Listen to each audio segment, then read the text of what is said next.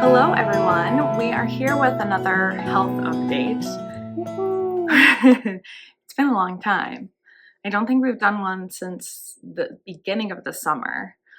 And it's been a little bit hectic since then, to put it mildly, right? But we do have a little bit of time today, and we thought that we would put together a little recap of what's been going on. Do you want me to start, and then you I can... have a voice though now, which I didn't. It's still a little raspy, but I have one. Yeah, and you're a little tired right now. When you have a little bit more energy, it does really sound a lot more like your normal voice, which is nice. And that didn't come until September, so that's a relatively new development, your voice. I don't know any dates, times, or whatever. Yeah, well, we've got the trusty laptop because there's a lot that I won't remember either. Okay, go. So let's see. I don't think we talked to them at all. We talked about prep for whole brain radiation, but then we never actually talked about whole brain radiation. So that was the first 3 weeks of July. She went every weekday, so it was 15 treatments, except a little bit of scheduling stuff around 4th of July, and then one day when their systems were down or something. But you ended on the 23rd, I think. Yep, the 23rd. And that was tough. All right. Pull it down 3 times, okay?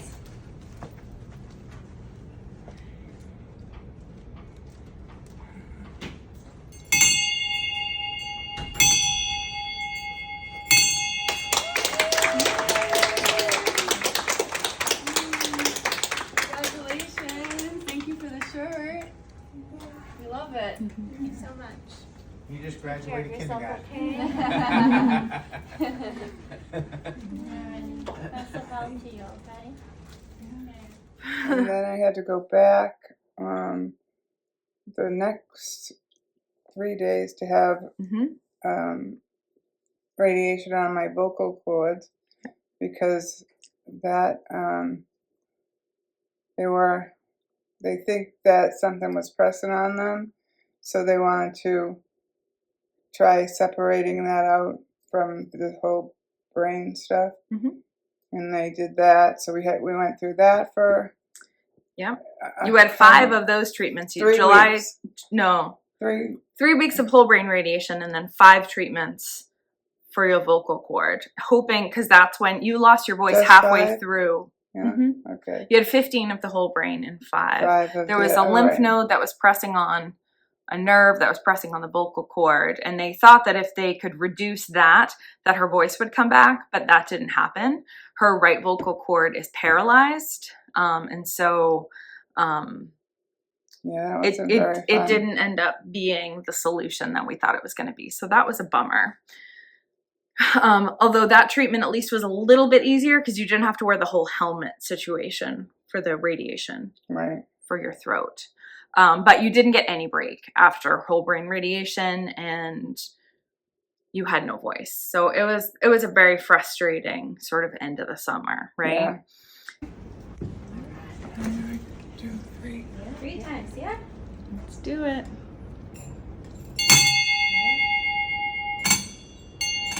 Oops. 1.5. There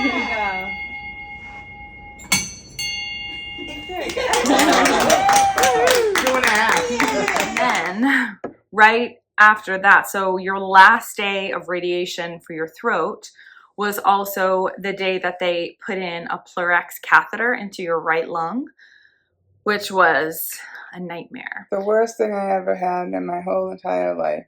Yeah, so basically what they do is they put in a tube into her right lung so that at home the visiting nurses could come, and then they hook up. There's a tube actually sticking out that's capped, and when they come, they can drain fluid out of her lung. And so you had visiting nurses coming every couple days and draining lots of fluid out of your lung. So, and then 2 different times the catheter site got infected.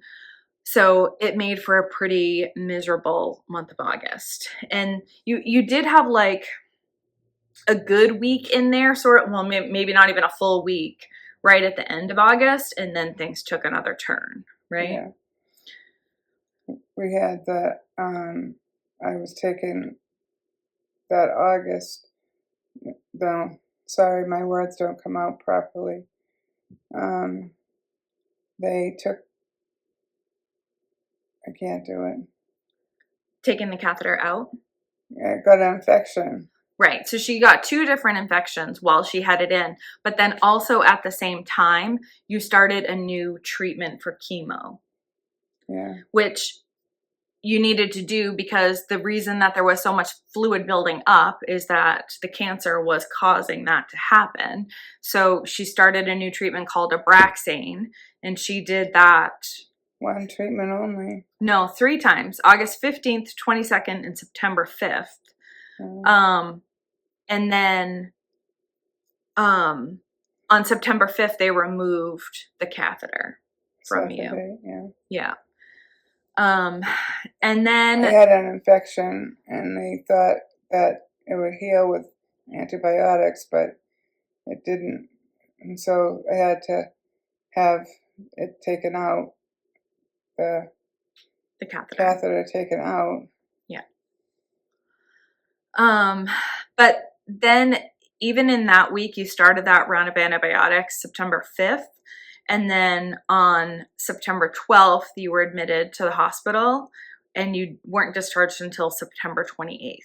So when you went in between the 5th and the 12th, what was happening was she was having a harder and harder and harder time swallowing. And so at first it was mostly food and pills and things like that. And then by the time you were admitted, like even getting water down was pretty near impossible. And it would kind of go in like, she'd have a bad couple days and then it would seem like it was getting better and then it wouldn't again. And so finally it was getting to the point where it was just scary. You weren't getting enough down for you to be healthy. Then you were also having a ton of nausea and then a ton of pain from the catheter site and the infection there. And so you just couldn't break that cycle. And especially with not being able to eat or drink, you couldn't get the nausea to go away. The nausea medicines you were on weren't helping enough. And it was a nightmare, right? Yeah. So you stayed in Phillips House 20 when you were at Mass General for almost 3 weeks. You loved the staff there. They were so awesome. They all were crazy nice to me. Mm-hmm. And, but I fell in love with few of them. Yeah. Actually. And, they wanted, every day they would, what's her name? What was her name? Oh, Allie. Allie would come in and she would rub my Lean thing. forward. Can you lean forward a little bit? She's got like this one tuft of hair up here and it's super soft. And Allie would come rub it for good luck. For good luck. Yeah. I had Michelle, the cleaning lady, who had every day she would come in and see how I was doing. And just, I can't think right now because I'm... Yeah. You loved Olivia, who was one of your PCAs, who was a nursing student. They were incredible. They were so nice. The first week or so you were there, you were so sick you basically had no idea what was going on. But then after that, they changed your nausea medicine and you started to be able to swallow a little bit more. We were able to get pills down with pudding and things like that. So as you started getting better, towards the end, we just kept joking that you were able to go, but no one wanted you to leave. Right. You gotta get, Now you gotta twirl with that and show your thing off. There you go. Yep. There we go. Oh, girl, don't get too low. Jeez. Man, don't go down. We'll count this as one of your physical therapy activities for the day. Hey, I didn't know there was a dance party. You want to join Shake a Tail, brother? Yeah. There you go. She got her tail in, so now she's shaking it. Oh, shake it! Woo! Relax. I'm good. I just saw you tilt back. Oh, Don't you fall on our watch. No, we're not gonna. If you fall, we're gonna need you to I love this song. Shake your tail feather. How did we keep it all done? Because if you suffer her wrong, tail. you see her tail. Oh, shit. Oh, is that Allie's port? Good one. So, and we were all a little like stir crazy by the end. It So was awful being in there for so long. Yeah. We were there for 2.5 weeks where we stayed, 2.5 weeks of it. So. And at least you had your own room, so one of us could stay every night. So Dad, Jeff, and I all took turns staying over with you. 60-inch television, so it was really amazing. Riley came and stayed with you one night. Yeah. And some people came in to visit. We had our flamingo party. We wore our matching flamingo pajamas one night, and we had like a glow stick party. I think that was like the night before you ended up actually going home. Yeah. But we're just tried to keep it a little bit interesting. They kept thinking I was going home, and then they kept keeping me. Yes. It was not fun. Backing up a little bit, going back to you were saying Michelle was the housekeeper on Phillips 20. You guys were friends because she had a big butterfly on her where her badge was, and she had like butterfly tattoos and all of these things. And what we didn't say was you were losing your hair again between the Abraxane chemo and the whole brain radiation, but it was coming off, and we can put a picture here, but the back of her head, all of the hair that came off was like in the shape of a butterfly. Yeah, it was crazy. It was crazy. And so what did you have us do? Remember? Color it in. Yeah. And they made it a shape more pronounced, you know. Yeah. And they did it in the blues, of course, and the blacks. And so. And Millie put little like gems on there, like different like little sticker gems.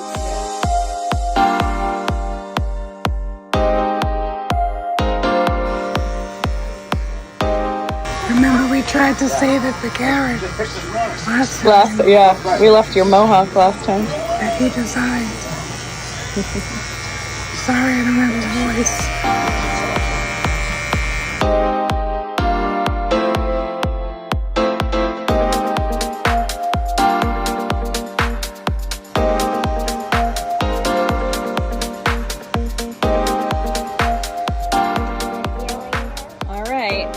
When Mom's hair started falling out and miraculously looked like our Fearless Living t-shirt butterflies, so Matt neatened it up a little bit when it was his turn to shave, and now we're going to color it in. Right, Mel? Can I ask a question?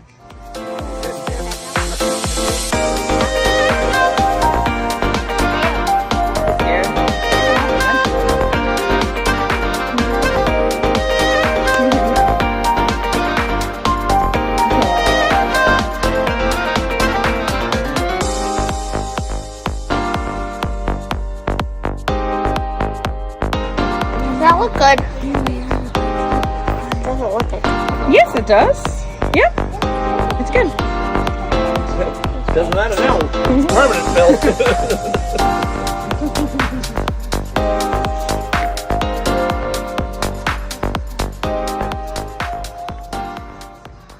Grammy, don't worry. We're gonna make you look snazzy. You're gonna look snappy? Is that what you said? Snazzy. Snazzy.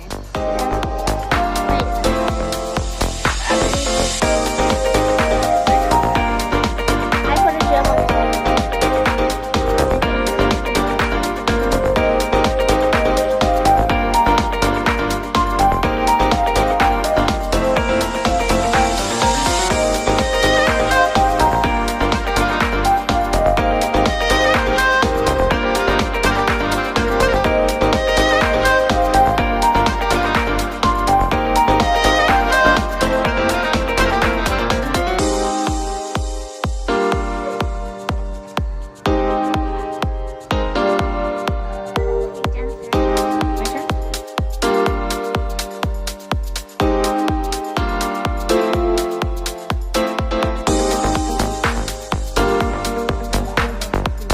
Anybody else want to go or not?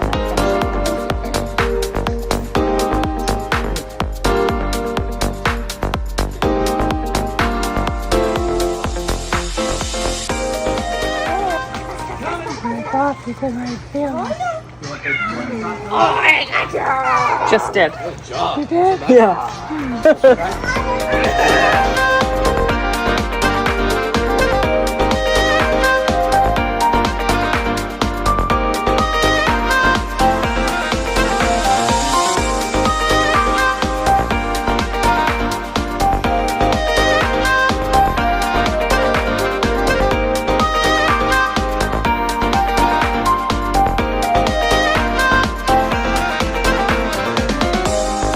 As you go, what cuts the best? Angle. Good job. Couple of sunburns for you. Put your finger in her eye instead. Yes, there you go. Perfect. Just rip her hand right off. Hey, look at me. Diane, I have an owl right there. Just spin your head totally all the way around. Go around the other side, buddy. Both your hands.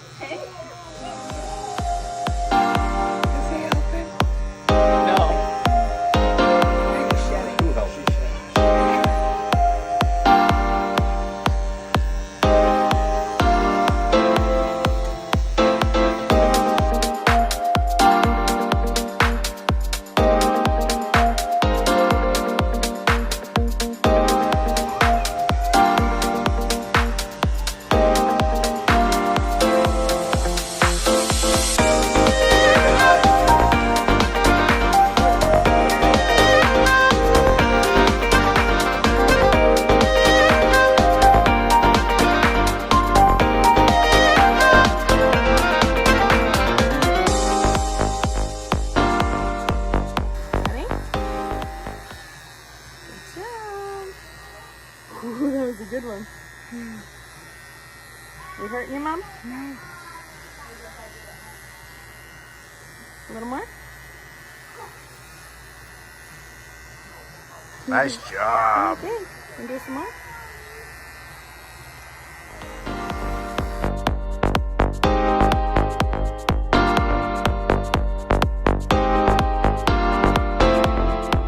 I had to go in for a CAT scan. Yep. And they're like, I don't think they're going to let you have that while you're in there. Yeah. And then they go, I told them about why I had it. And they're like, oh my God, that's crazy. That doesn't happen. I go, well, it did. Yeah. I woke up and just from, moving, I got a butterfly. Yeah. And so they let me keep it on. Even during the exam, I was like, oh my God, this is silly. But it was very nice of them to do, and they all took turns helping me to make sure it stayed on there. Yeah. It was really neat. That was neat. So back to the hospital stay. So they did all sorts of tests to try to figure out why you weren't swallowing properly. We never really got to like a real reason why that was happening. Our theory of the case is you had trouble with a really large pill, antibiotic pill. It got stuck going down, kind of scraped up your throat, and then Dad cut it in half, and then the same thing happened going down again. So I think all of that just really inflamed everything. You are able to swallow a lot better now. Sometimes we still do the pudding to get some of the pills down. yeah, And they taught you some tricks for like turning your head to the right and kind of leaning down when you're swallowing if you're having trouble. So learned some other tips and tricks there. And then while she was in the hospital, they also put an injection into her right vocal cord. Right now, her right vocal cord is paralyzed. And the way that they explained it to us is that you have two vocal cords, and the way that sound comes out is that they go like this and they need to hit each other. yeah. But the right one doesn't move and the left one couldn't hit it. It was too far away. Yeah, so they can't make this one move again, but they can move it closer. They can kind of tip it in. They So can then move at least, that one. or I forget which one they move. Yeah. The one that was still alive, they could try to get it to go closer. Yeah, so then to at the least if other. this one's not moving, the left one can still hit it, And and then it they works. sent us a video of it working.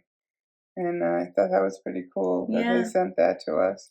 And it took a little bit, like it was noticeable right away, but it wasn't that strong and you couldn't really tell. But like before that procedure, if there was literally any sound in the room, we could not hear you. It was just a whisper. To the point where the first night or two when you were in the hospital, I said to you, if you wake up in the middle of the night and I don't hear you right away, you got to hit the call bell on the bed. Because if she whispered my name and I was sleeping, I never would have been able to hear you. Yeah. So, and then progressively, I feel like it has gotten. It got my name.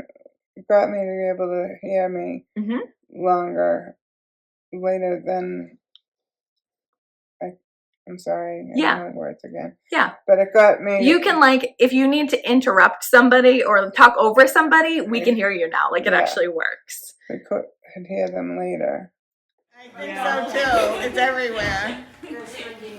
No, you have to talk.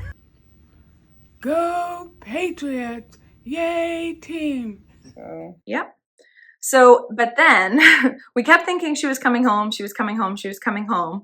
And then they ended up doing a CT and they found that both of her lungs were slightly collapsed, which was not surprising because she'd been in bed for 2+ weeks and really hadn't moved very much. You were by the end very motivated with your physical therapy, walking around the unit a lot, like you were trying to get out of there. They said I had to do better in order to go home. Go home.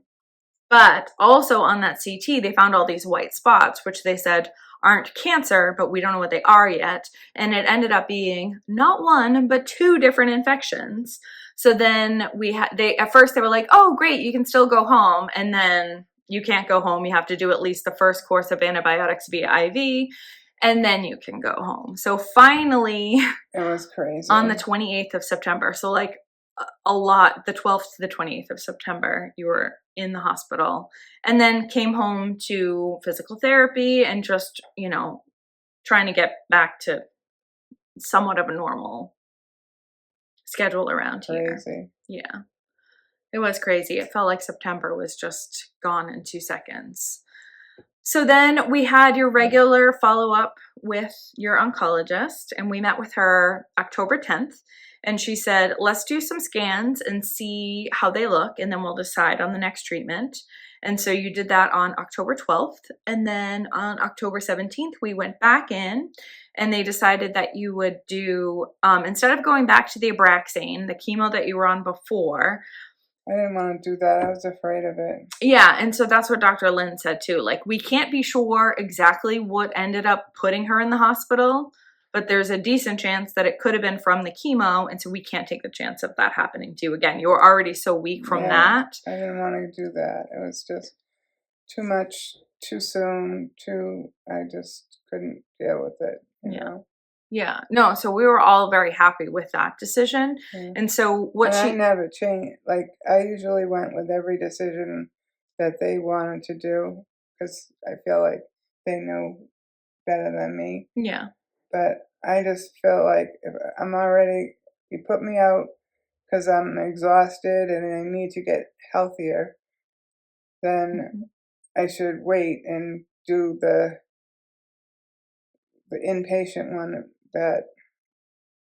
the other treatment that you ended up going with. That you're doing now. Yeah. So let's talk a little bit about that one. So instead of doing a traditional chemotherapy this time, we're doing something a little different. It's called tarlatamab. And the way that it works is that it's kind of like when we got our COVID vaccines and the new way that they're doing vaccines, where it's teaching your body cells how to fight the cancer cells. So it's not like chemo where it's going in and just killing everything. It's training your body to target the cancer. So the way that tarlatamab is done is that you go in for an infusion in the infusion clinic, just like when you go for chemo. And then after you have your infusion, they hook you up to an IV because you need IV fluids for the next 4 to 6 hours. Yeah. And then for the first 2 treatments, they admit you to an inpatient unit so that they can observe you overnight. And that's because there's a whole range of side effects that you can have from the treatment. And they said every person gets the side effects, so it's not something you can get out of. It's just a matter of kind of how extreme are they. Like Right. you could end up just having a little mild fever and then that's it. And then they just watch it and make sure it doesn't get worse and you go home. Right. Or it could be a lot more severe than that. I just had, what did I have before we went home on that Tuesday? The second one? Yeah. Fever. Fever. Yeah. Well, why don't we'll back up and talk about the first one first. Go ahead. So you had your first treatment on a Thursday? I think it was Yes, a a Thursday. And they admitted you to Ellison 16, and Dad and I couldn't stay with you because you were in a semi-private room. And so you were looking well when we left at like 9:30 at night, and then in the morning you were very confused. Oh yeah, that's what I got for the side effect. Yeah, which is again a very common thing. They did cognitive questions every 4 hours as part of the standard practice. She had to answer them before she got the medicine. What day is it? What year is it? What hospital are you in? What city are we in? Who's the president? You know, what is this? What is this? Things like that. And so things started going downhill overnight while you were on Ellison 16. You were pretty scared and confused in the morning. You ended up figuring out how to use your phone. You ended up texting Susan, who called me, and I called you, and we talked on the phone. I texted with you and Susan. Yeah. Yep. And then Dad got in there shortly after that. And the reason that they keep you is that they pump you full of steroids, and that, I mean, it really does a lot. It changed things a lot. You were sounding a lot better very quickly after that. You did end up going home that next evening. So I think that was Friday night. You were extremely tired the whole next week, like hard to stay awake, no energy. And she's also just been having a lot more pain all in through here. It's very painful.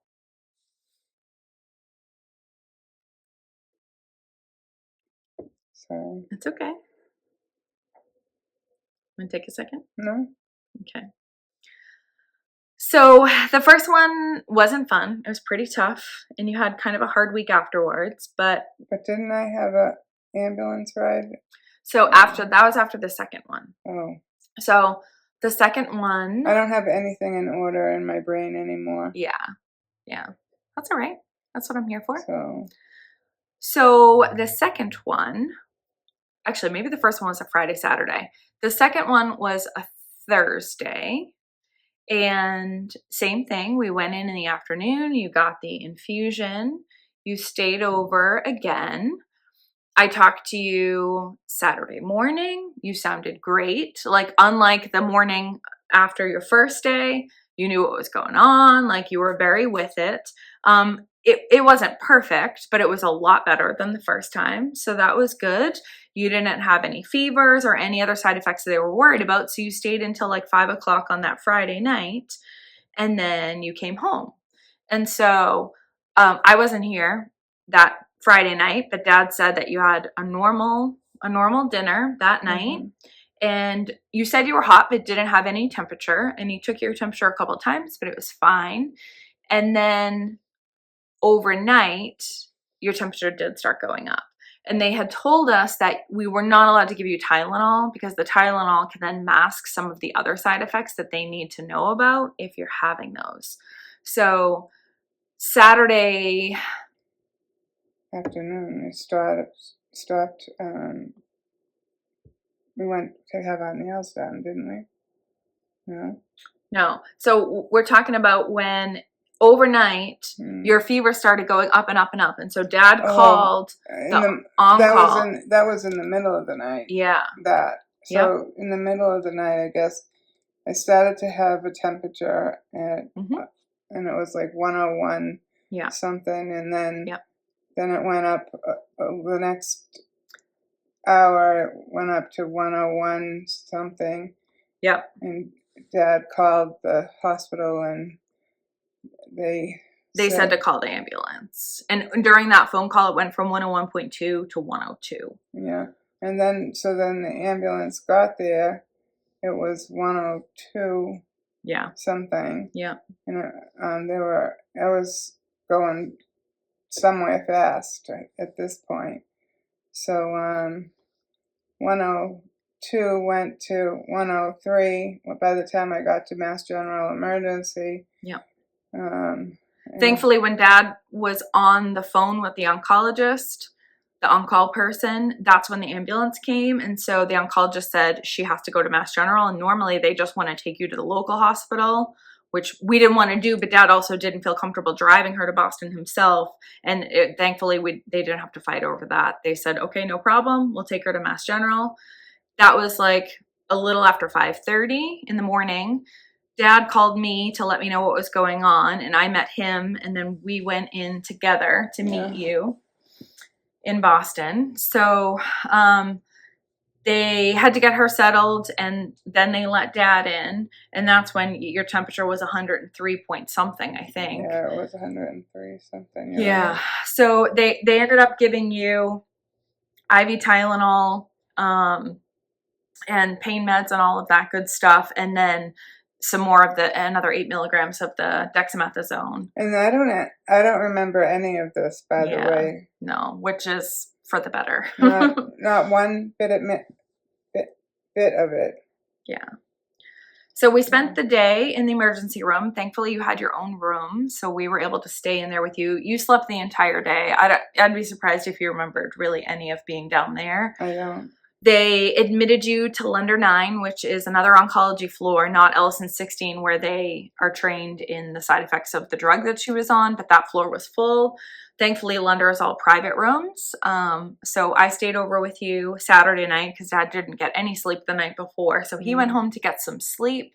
And then, so you were admitted on Saturday afternoon and then stayed until Tuesday.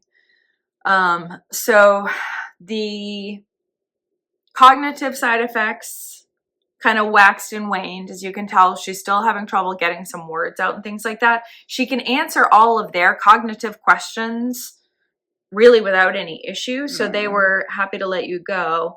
But again, the fatigue is still very real and still a lot of pain. We talked to the oncologist this week and they changed the dose on your fentanyl patch and changed the oxy, which makes you very tired.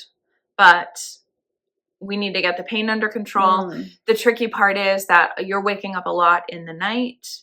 And part of that is because you're in pain and you can't get comfortable. So moving from bed to chair in different rooms and stuff like that. And some of it is also being a little bit disoriented seems to be worse at night. So sometimes you think you need to go somewhere when you don't need to, but something's running in there that makes you think, oh, I got to do something when you just need to go to bed. Meet Jen somewhere, or I got to do something, and I don't have any plans to meet anybody. No. But it's just not working properly. Yeah.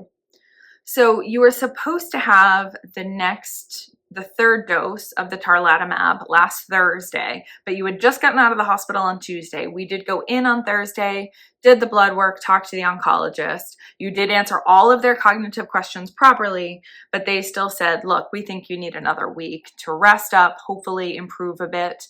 And then they scheduled you to come back for Friday. So it is currently Wednesday afternoon. And so we'll see. Tomorrow you have the follow-up with the team that did the injection in your vocal cord. So you and Dad will go in there tomorrow. And then on Friday, we'll see the oncologist and see if they think you're ready to do another dose of the tarlatamab. Yeah. Just trying to keep all these appointments in and memorize them. Sorry about that. Yeah, it's a lot. Remembering all the things and keeping everything straight in your head is not. No, it's not all that when easy right now. When I can't get the words out, it's terrible. Frustrating. And then trying to talk to people, I can't type on my phone. I can't do it.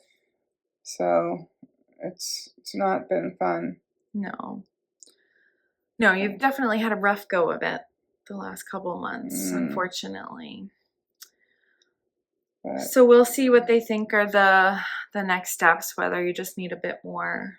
I have a feeling they're not going to let me have it this time either. Yeah, I think that might be the right thing. And we've asked them to push up her CT scans. Originally, they talked about doing them mid-December because she started the tarlatamab at the beginning of November, so that'd be like 6 weeks out, which is what they normally do to see is it doing what it's supposed to do. But now, of course, she's only had 2 doses, not 3 or 4 that she would have normally had. But because you're having so much pain, we'd like to know what's causing it. The way that they described it to us is because the way that it works is that your body's going in there and fighting it, that it could sort of feel worse before it gets better while it's trying to fight the cancer. So it could be that, or it could be that it's not working well and that the cancer is doing those things and causing the pain. So we don't really know what's behind all of this right now. So we should know more soon. I don't know about that, but yeah, it's driving me crazy not knowing this time. Us too, for sure. Yeah, and I mean, just trying to keep you comfortable too. It's very hard for you to get comfortable right now. I got a very nice gift of the chairs. Oh, yeah, from Mary. I got 2 rise up chairs. Like you hit up, they have a motor on them, and you can get you up and then move you back down and sit you back down in the seat. Because the chair that I had I couldn't lift the handle was too hard for you to move. Yeah. After a while, so I got that, and they brought them in, and then she goes, "Hey, I have 2." Like it's like giving out cough drops, just have right? 2. She just happened to throw it in her truck and just in case we needed it. She took the pot herself. Mary is Trisha's stepmother, and she's lovely and wonderful. And then you have one in here in the living room, and then one in the back bedroom next to your bed where you sleep. Yeah. And then I got these 2. This lovely. Go this side, I think. So this is made out of metal. Garrett, my grandson. Oops, I can't see the bottom. Yep. Made that for me. It's absolutely beautiful. That was his week of metal shop at the Votech where he goes. Oh, yeah, welding. Yep, sorry. Metal shop is what we call it at work. And then Millie made these sunflowers out of Legos. So they came over this weekend. We had a nice afternoon and watched a movie. So they both brought her flowers. Yeah. She goes, "I know you didn't want flowers because you kill everything. Yeah. So I got you these that you don't have to deal with that anymore." Yeah, you can't kill these, Graham. I'm not gonna kill them. So. And she stayed over with you, right? On Saturday. She stayed over. She had a sleepover. Yeah, Garrett went home, and Riley had a volunteering thing she had to do, so she had to go home too. And Millie stayed. Garrett, what did he do?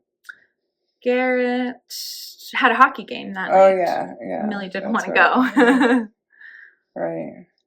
Yeah. So that was all my fun stuff that I did after all the crap that happened. Mm-hmm. But they sent not a deacon, but the chaplain at the hospital came and talked to me, and she was really nice. She looks like she's about 12. I know. But she was really sweet. She's very nice, and like it just seems like I feel bad when I'm supposed to feel good, like I'm supposed to feel good that I have all these people visiting me, look out from the walls and watch out for me.